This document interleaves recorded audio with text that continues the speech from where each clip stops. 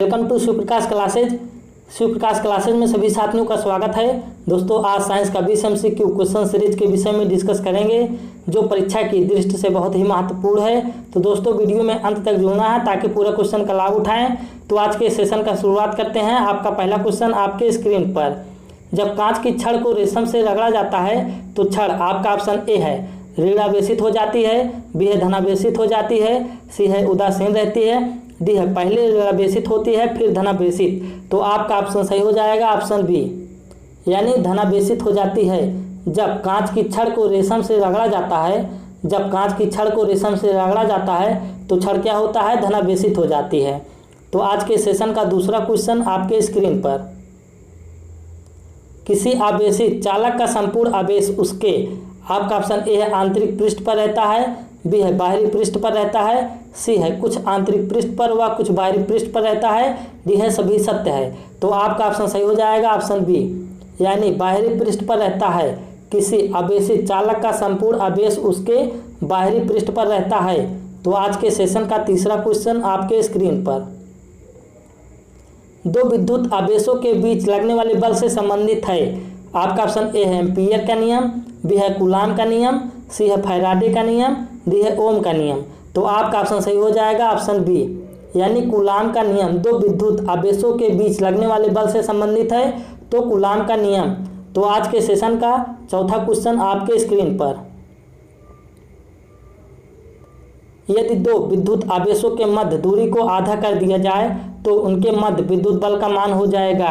आपका option A है आधा, बी है दोगुना, सी है चौगुना, डी है 1/4। तो आपका ऑप्शन सही हो जाएगा ऑप्शन सी, यानी चौगुना। यदि दो विद्युत आवेशों के मध्य दूरी को आधा कर दिया जाए तो उनके मध्य विद्युत बल का मान हो जाएगा चौगुना। तो आज के सेशन का पांचवा क्वेश्चन आपके स्क्रीन पर, समान आवेशों में होता है। आपका ऑप्शन ए है आकर्षण, बी है असंजन, सी है विकर्षण, डी है संसंजन। तो आपका ऑप्शन सही हो जाएगा ऑप्शन सी, यानी विकर्षण। समान आवेशों में होता है तो विकर्षण होता है। तो आज के सेशन का छठवां क्वेश्चन आपके स्क्रीन पर, जब एबोनाइट की छड़ को बिल्ली की खाल से रगड़ते हैं तो एबोनाइट की छड़, आपका ऑप्शन ए है ऋणावेशित हो जाती है, बी है धनावेशित हो जाती है, सी है उदासीन रहती है, डी है पहले ऋणावेशित होती है फिर धनावेशित। तो आपका ऑप्शन सही हो जाएगा ऑप्शन ए, यानी ऋणावेशित हो जाती है। जब एबोनाइट की छड़ को बिल्ली की खाल से रगड़ते हैं तो एबोनाइट की छड़ क्या होती है, ऋणावेशित हो जाती है। तो आज के सेशन का सातवां क्वेश्चन आपके स्क्रीन पर, वस्तुओं का आवेशन किसके स्थानांतरण के फलस्वरूप होता है। आपका ऑप्शन ए है इलेक्ट्रॉन, बी है पॉजिट्रॉन, सी है प्रोटॉन, डी है न्यूट्रॉन। तो आपका ऑप्शन सही हो जाएगा ऑप्शन ए, यानी इलेक्ट्रॉन। वस्तुओं का आवेशन किसके स्थानांतरण के फलस्वरूप होता है, तो इलेक्ट्रॉन के। तो आज के सेशन का आठवां क्वेश्चन आपके स्क्रीन पर, धातुएं विद्युत की सुचालक होती हैं। धातुएं विद्युत की सुचालक होती हैं क्योंकि, आपका ऑप्शन ए है उनमें मुक्त इलेक्ट्रॉन होते हैं, बी है उनके परमाणु हल्के होते हैं, सी है उनका गलनांक ऊंचा होता है, डी है सभी तीनों। तो आपका ऑप्शन सही हो जाएगा ऑप्शन ए, यानी उनमें मुक्त इलेक्ट्रॉन होते हैं। धातुएं विद्युत की सुचालक होते हैं क्योंकि उनमें मुक्त इलेक्ट्रॉन होते हैं। तो आज के सेशन का 9वां क्वेश्चन आपके स्क्रीन पर, अतिचालक का लक्षण है। अतिचालक का लक्षण है, आपका ऑप्शन ए है उच्च पारगम्यता, बी है निम्न पारगम्यता, सी है शून्य पारगम्यता, डी है अनंत पारगम्यता। तो आपका ऑप्शन सही हो जाएगा ऑप्शन ए, यानी उच्च पारगम्यता। अतिचालक का लक्षण है तो उच्च पारगम्यता। तो आज के सेशन का 10वां क्वेश्चन आपके स्क्रीन पर, कौन सर्वोत्तम विद्युत चालक है। कौन सर्वोत्तम विद्युत चालक है। आपका ऑप्शन ए है तांबा, बी है लोहा, सी है चांदी, डी है एल्युमिनियम। तो आपका ऑप्शन सही हो जाएगा ऑप्शन सी, यानी चांदी। कौन सर्वोत्तम विद्युत चालक है, तो चांदी। तो आज के सेशन का 11वां क्वेश्चन आपके स्क्रीन पर, प्रत्यावर्ती धारा को दिष्ट धारा में किसके द्वारा बदला जाता है। आपका ऑप्शन ए है रेक्टिफायर, बी है ट्रांसफार्मर, सी है मोटर, डी है इनमें से कोई नहीं। तो आपका ऑप्शन सही हो जाएगा ऑप्शन ए, यानी रेक्टिफायर। प्रत्यावर्ती धारा को दिष्ट धारा में किसके द्वारा बदला जाता है, तो रेक्टिफायर के द्वारा। तो आज के सेशन का 12वां क्वेश्चन आपके स्क्रीन पर, आपस में जुड़ी दो आवेशित वस्तुओं के बीच विद्युत धारा नहीं प्रवाहित होती है यदि वे हों। आपका ऑप्शन ए है समान आवेश पर, बी है समान धारिता पर, सी है समान प्रतिरोधिता पर, डी है समान विभव पर। तो आपका ऑप्शन सही हो जाएगा ऑप्शन डी, यानी समान विभव पर आपस में जुड़ी दो आवेशित वस्तुओं के बीच विद्युत धारा नहीं प्रवाहित होती है, यदि वे हों तो समान विभव पर। तो आज के सेशन का 13वां क्वेश्चन आपके स्क्रीन पर। विद्युत उपकरण में अर्थ का उपयोग होता है। विद्युत उपकरण में अर्थ का उपयोग होता है।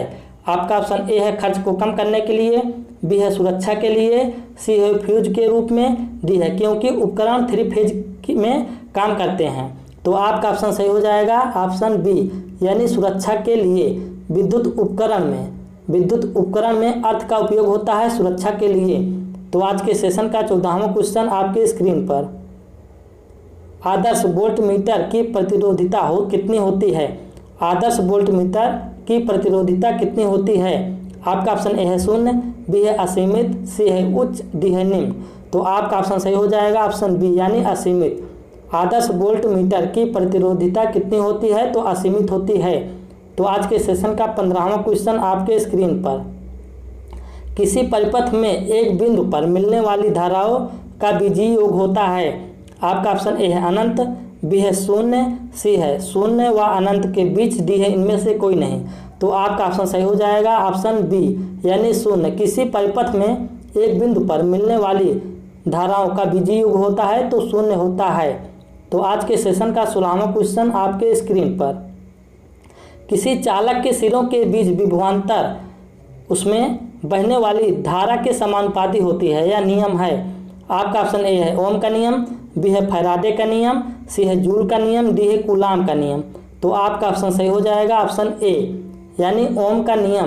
किसी चालक के सिरों के बीच विभवांतर उसमें बहने वाली धाराओं के समानुपाती होता है, यह नियम है किसका? तो ओम का नियम। तो आज के सेशन का 17वां क्वेश्चन आपके स्क्रीन पर। यदि किसी तार की त्रिज्या आधी कर दी जाए, तो उसका प्रतिरोध आपका ऑप्शन ए है आधा रह जाएगा, बी है 2 गुना हो जाएगा, सी है 1/4 रह जाएगा, डी है 16 गुना हो जाएगा।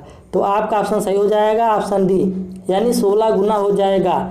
यदि किसी तार की त्रिज्या आधी कर दी जाए तो उसका प्रतिरोध 16 गुना हो जाएगा। तो आज के सेशन का 18वां क्वेश्चन आपके स्क्रीन पर।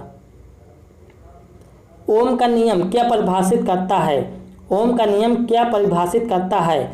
आपका ऑप्शन ए है प्रतिरोध, बी है केवल धारा, सी है केवल वोल्टता, डी है धारा और वोल्टता दोनों। तो आपका ऑप्शन सही हो जाएगा ऑप्शन डी, यानी धारा और वोल्टता दोनों। ओम का नियम क्या परिभाषित करता है? तो धारा और वोल्टता दोनों। तो आज के सेशन का 19वां क्वेश्चन आपके स्क्रीन पर। एक सामान्य शुष्क सेल में विद्युत अपघट्ट होता है। आपका ऑप्शन ए है जिंक, बी है गंधक का अम्ल, सी है अमोनियम क्लोराइड, डी है मैग्नीज डाइऑक्साइड, डी है मैग्नीज डाइऑक्साइड। तो आपका ऑप्शन सही हो जाएगा ऑप्शन सी, यानी अमोनियम क्लोराइड। एक सामान्य शुष्क सेल में विद्युत अपघट्ट होता है तो अमोनियम क्लोराइड होता है। तो आज के सेशन का 20वां और लास्ट क्वेश्चन आपके स्क्रीन पर। फैराडे का नियम संबंधित है। आपका ऑप्शन ए है विद्युत अपघटन से, बी है गैसों के दाब से, सी है विद्युत प्रसार से, डी है विद्युत विच्छेदन से। तो आपका ऑप्शन सही हो जाएगा ऑप्शन ए, यानी विद्युत अपघटन से। फैराडे का नियम संबंधित है तो किससे? विद्युत अपघटन से।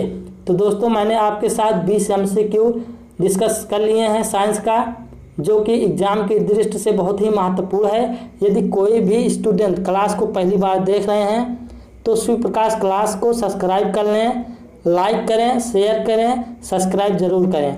धन्यवाद, thank you, love you all friends, bye bye, take care, have a nice day. धन्यवाद।